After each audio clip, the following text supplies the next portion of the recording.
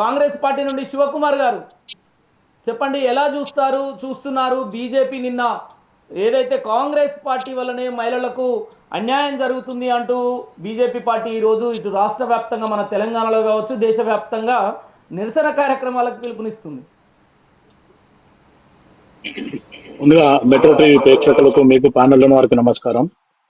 అయితే శేఖర్ గారు, ఇప్పుడు ఇంతకు ముందు మీరు మాట్లాడినట్టు కానీ లేకపోతే మన్యం కోటేశ్వరరావు గారు మాట్లాడినట్టు కానీ బీజేపీ ప్రభుత్వం మొత్తానికి ద్వంద్వ వైఖరి లేకపోతే దొంగ మాటలు చెప్తూ ఈరోజు పెండింగ్ లో పెట్టడానికి వాళ్ళు రెండు రకాలుగా అంటే వాళ్ళ కత్తి రెండు రకాలుగా తేజ్ చేసి పెట్టినారు. ఒకవేళ బిల్ పాస్ అయిందా, మేమే బిల్ పాస్ చేసినాము, మహిళలకి పెద్దపీట వేసినాం అని చెప్పుకోవడానికి పనికొస్తుంది. ఒకవేళ బిల్ పాస్ కాలేదనుకో ఆపోజిషన్ పార్టీ వల్లనే ఇది నష్టం జరిగింది అనే రకంగా మాట్లాడుతుంది. మనం ఇదే బిల్లు గురించి గత వారం 10 రోజుల సంది కూడా ఎన్నో ఛానళ్లలో సేమ్ డిబేట్ మాట్లాడడం జరిగింది. ఈ రిజర్వేషన్ 33% మహిళా రిజర్వేషన్ గురించి కానీ లేకపోతే ఈ సెన్సస్ గురించి కానీ ఇప్పుడు రాహుల్ గాంధీ గారు మొదటి నుంచి చెప్తారు జిస్కి ఇచ్చేదారి ఉక్కి భాగ్యదారి అనే రకంగా రాహుల్ గాంధీ గారు చెప్పిండ్రు. ఆ తర్వాత వీళ్ళు ఆ అమ్మ ఈ ఒకవేళ కాంగ్రెస్ పార్టీ చెప్పిందే మనం చేస్తే రేపు ఇబ్బంది అవుతుంది అనేది ఆలోచించి నరేంద్ర మోదీ కొత్త డ్రామా ఏం చేసిండు, 2027 లా కులగణన జనగణన చేస్తామని చెప్పిండ్రు. రైట్, కులగణన జనగణన చేస్తున్నప్పుడు మీరు ఇప్పుడు ఆల్రెడీ కొన్ని రాష్ట్రాలలో ఎలక్షన్ జరుగుతున్నాయి.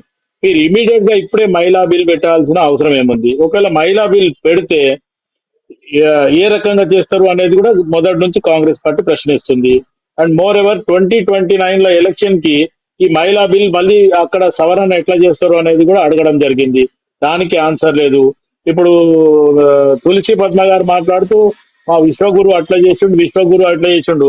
మీ విశ్వగురువే మోసం చేస్తుండు. ఆయన ఖాళీ దేశమంతా తిరగగానే విశ్వగురు ఏం కాలేదు. మొన్న ఆల్రెడీ ఏదైతే ఆ, ఢిల్లీ సీఎం కేజ్రీవాల్ గారు ఏం మాట్లాడిండ్రు, అస్సాం సీఎం గురించి కూడా మాట్లాడడం జరిగింది. ఇప్పుడు ఆయన ఒక పెద్ద దొంగ దోపిడిదారి, ఆయన మీద ఎలిగేషన్ ఉంది, 100,000 కోట్ల రూపాయలు మోసం చేసిండు అని చెప్పిండు. కానీ ఇమీడియట్ గా ఆయన మళ్ళా బీజేపీలో చేరగానే ఆయన మంచిగా వాషింగ్ పౌడర్ నిర్మాలాగా అయిపోయిండు. అంటే బీజేపీ ప్రభుత్వం ప్రతి దగ్గర కూడా నాటకాలతోనే మొదలు పెడుతుంది. వాళ్ళు చేసేది ఇది. ఇప్పుడు దీంతో పాటు ఇటు మన సౌత్ కి నష్టం జరుగుతుందని పదే పదే చెప్తుంటే కూడా అదేం కాదులే అనే రకంగా బీజేపీ వాళ్ళు మాట్లాడుతున్నారు. ఇప్పుడు ఈ రోజు దానికి వతస్తుగా ఈరోజు చంద్రబాబు నాయుడు కూడా ఆయన ఆల్రెడీ వాళ్ళతో అలయన్స్ ఉన్నాడు అనే రకంగా వాళ్ళ ఫేవర్ గానే మాట్లాడుతుండు.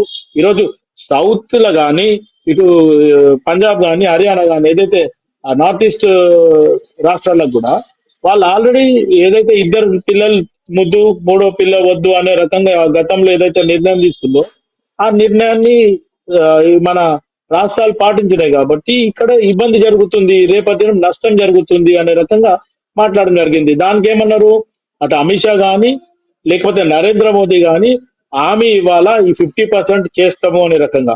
కానీ వాళ్ళు ఎక్కడ బిల్ పెట్టినాక కూడా వాళ్ళు ఏం లేదు. ఈరోజు బిల్ అపోజ్ చేసిన తర్వాత ఇప్పుడు మన్యం కోటేశ్వరరావు గారు చెప్పినట్టు సేమ్ అమిత్ షా ఏం చెప్తుండు, నేను 50% ఒకవేళ బిల్ మేము యాడ్ చేసిస్తాము అప్పుడు మీరు సపోర్ట్ చేయండి. ఇదే మాట ముందు చెప్పమని చెప్పి మేము మొదటి నుంచి మొత్తుకోవడం జరిగింది. ఒకవేళ 2011 సెన్సెస్ ప్రకారం మనక చేస్తే మటుకు ఇటు మొత్తానికి సౌత్ లో ఉన్న రాష్ట్రాలకి నష్టం జరుగుతుంది, బీజేపీ వాంటెడ్లీ చేస్తుంది అనే రకంగా కూడా మాట్లాడడం జరిగింది. ఇప్పుడు మీరు క్యాస్ట్ సెన్సెస్ 2027 లో చేస్తే 29 వరకు మళ్ళీ సెన్సెస్ లో ఈ పెరిగినది ఎట్లా అడ్జస్ట్ చేస్తారనే రకంగా కూడా మాట్లాడడం జరిగింది. ఇంకా దీంతో పాటు ఆ మన శేఖర్ గారు వీళ్ళ ఒక యంగ్ పార్లమెంటేరియన్ తేజస్వి సూర్య, వాడు పిల్లోడు ఏదో కొంచెం ఎడ్యుకేటెడ్ మంచి మాట్లాడుతాడు అనుకొని మనం మాట్లాడితే వాడికి తెలివి ఉందో బుద్ధి ఉందో లేకపోతే అమిత్ షా నరేంద్ర మోడీ వాటితోని వక్రీకరించి మాట్లాడు అనే రకంగా కొత్త మాట మాట్లాడిందో తెలియదు. కానీ ఆ ఏదైతే తేజస్వి సూర్యకి నిజంగా కూడా బుద్ధి లేదు. ఇండియా పాకిస్తాన్ వారిని తెలంగాణని ముడి కట్టడం ఎంత మటుకు ఇది. ఒకవేళ ఈరోజు 8 మంది బీజేపీ మన తెలంగాణ రాష్ట్రంకి వెళ్ళి పోయిన వాళ్ళు ఖచ్చితంగా వాళ్ళందరూ కూడా వాళ్ళతో క్షమాపణ చెప్పియాలా. మీ పార్టీకి చెందిన హలో, వాయిస్ కాంగ్రెస్ వస్తలేదు మీకు? పార్టీకి చెందిన 8 మంది ఎంపీలు కూడా కనీసం నిలువరించే ప్రయత్నం చేయలేదు, వెల్లోకి వెళ్ళిన నిరసన వ్యక్తం చేసిన ప్రయత్నం కూడా చేయలేదు తెలంగాణ పట్ల అంత విషపూరిత మాటలు మాట్లాడితే. ఎస్ అది చాలా మటుకు తప్పు. అయినంత మటుకు ఈ బీజేపీ వాళ్ళు ఎంత మంది ఉన్నా ఆ ఎవరైతే తేజస్వి సూర్యాని ఇమీడియట్ గా సస్పెండ్ చేయాలా, లేదు అంటే బీజేపీ అధికారంలో ఉంది కాబట్టి వాళ్ళు చెయ్యరు అనుకుంటే ఆ పిల్లోడితోని క్షమాపణ చెప్పాలా. వాడు బచ్చగాడు ముఖ్యమంత్రి రేవంత్ రెడ్డి గారిని ఛాలెంజ్ చేయడమో లేకపోతే ఆయనకు ఎవరు చెప్పిండో ఆయనకు తెలియదు. నువ్వు అంతకంటే పెద్ద తీస్మార్క్ అని మేము కాదు. బచ్చగాడు ఏదో ఎడ్యుకేటెడ్ ఒక అడ్వకేట్ అనే రకంగా మంచి మాటలు మాట్లాడుతాడు. ఇప్పుడు ఈ రోజు మొత్తం రాఘవ్ చెడ్డా కూడా పబ్లిక్ ఇష్యూస్ మీద మాట్లాడుతుండు. పిల్లోడు ఓకే గ్రేట్ అని అందరం మెచ్చుకోవడం జరిగింది, ఇంక్లూడింగ్ నేను కూడా. కానీ ఇట్లా మీరు వంకర మాటలు మాట్లాడితే మటుకు మేము ఎక్కడ కూడా సహించేది లేదు.